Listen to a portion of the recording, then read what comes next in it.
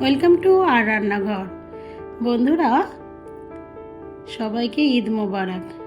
ঈদের দিন আমি যে রান্না করেছিলাম সেই রান্নাগুলোই আজকে আপনাদের সাথে শেয়ার করব। প্রথমে যেটা করেছিলাম, ঘুম থেকে উঠে অনুষ্ঠান বাড়ির মতো মাটন গ্রেভি। অনুষ্ঠান বাড়িতে মাটন কিভাবে রান্না করে চলুন দেখি। আমার এখানে 750 গ্রাম মাটন আছে।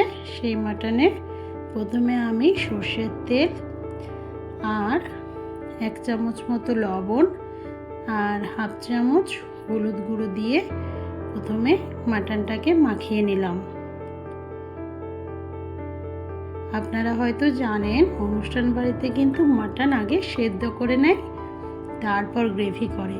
আজকে ঠিক সেই স্টাইলে আমি অনুষ্ঠান বাড়ির মতোই মাটন গ্রেভি করব। চলুন তাহলে। হয়ে গেল। এবার মাটনটা 10-15 মিনিটের জন্য একটু ম্যারিনেট করে নিলাম। তারপর দেখুন, প্রেসার কুকারে মাটনটা দিয়ে দিচ্ছি।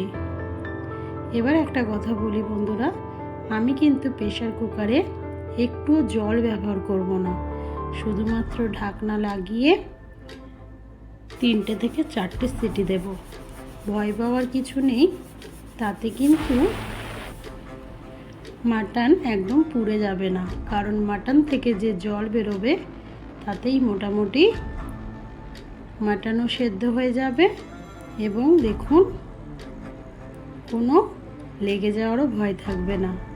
আমরা হয়তো ভাবি যে প্রেসার কুকারে মাটন দিয়ে দেব বা কোনো জিনিস দিয়ে দেব তাহলে তো পুড়ে যাবে, কিন্তু দেখুন একটুও পোড়েনি। এবার কড়াই আমি সর্ষের তেল গরম করে তার মধ্যে একটা তেজপাতা, 3টে এলাচ, একটা দারচিনি, 3টে লবঙ্গ দিয়ে দিলাম আর দিলাম হাফ চামচ মতো গোটা জিরে। একটু যখন এলাচের গন্ধটা বেরিয়ে গেল তখন আমি 2 বাটি দিয়েছি পেঁয়াজ কুচি। এখানে আমি 1 বাটি দেখিয়েছি, কিন্তু আমি দিয়েছি 2 বাটি পেঁয়াজ। এবার পেঁয়াজগুলো যখন লাল লাল ভাজা হয়ে গেছে তখন আমি দিয়েছি 2 চামচ আদা বাটা আর 2 চামচ রসুন বাটা।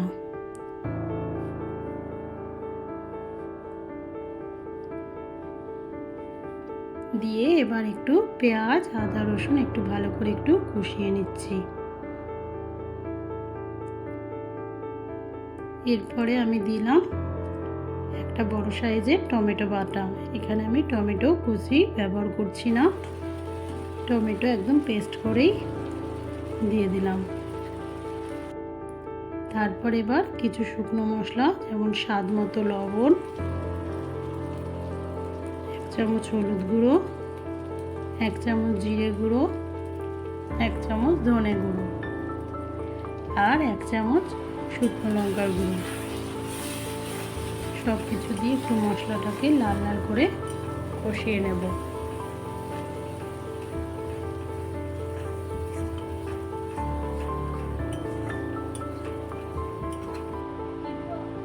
দেখুন মশলা কষানো প্রায় হয়ে গেছে।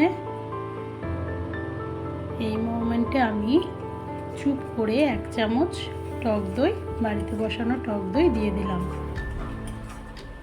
চুপ করে এই কারণে বলছি, আমার মা যদি দেখে যে টক দই দেওয়া হয়েছে তাহলে কিন্তু মাংস খাবে না, এবং মায়ের জন্য স্পেশালি মাটন রান্না হয়, কারণ মা মাটন খেতে ভালোবাসে।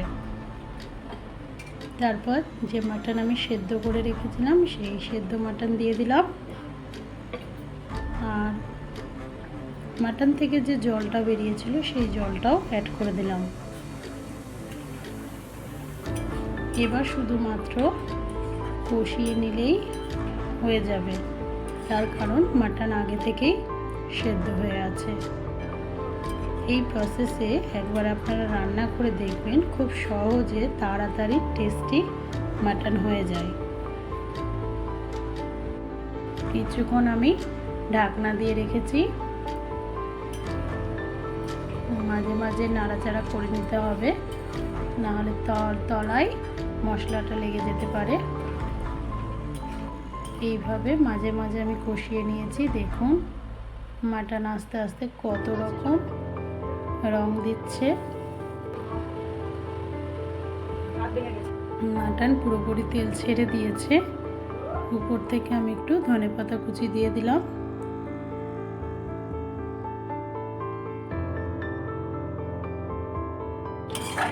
তাহলে তো আর মশলা টেস্ট পেলে না কিছু। দেখুন অনুষ্ঠান বাড়ির মতোই মাটনের এসেছে এবং যারা খেয়েছে তারা সত্যিই বলেছে যে খুব সুন্দর হয়েছে মাটন। একটু অন্যরকমই হয়েছে কিন্তু খেতে বেশ নাকি টেস্টি।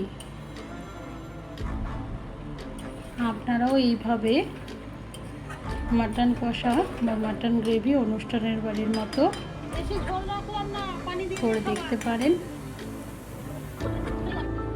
আমি গ্যারেন্টি নিচ্ছি যে প্রশংসা কিছু কম যাবে না বা কম হবে না।